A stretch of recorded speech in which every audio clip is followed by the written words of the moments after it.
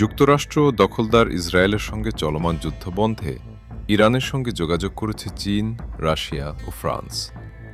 দেশটির উপপররাষ্ট্রমন্ত্রী কাজেম ঘারিবাবাদি বলেছেন, যুদ্ধবিরতির ক্ষেত্রে ইরানের প্রথম শর্ত হল তাদের বিরুদ্ধে আর কোনো আগ্রাসন চালানো যাবে না। গত ২৮ ফেব্রুয়ারি সকালে supreme leader Ayatollah Ali Khamenei সহ উচ্চপদস্থ সামরিক কর্মকর্তাদের উপর যৌথ হামলা চালায় যুক্তরাষ্ট্র ও ইসরায়েল। এরপর ইরান পাল্টা হামলা হিসেবে ইসরায়েলের পাশাপাশি মধ্যপ্রাচ্যের দেশগুলোতে থাকা মার্কিন অবকাঠামো লক্ষ্য করে হামলা শুরু করে। এতে করে যুদ্ধটি পুরো মধ্যপ্রাচ্যে ছড়িয়ে পড়ে।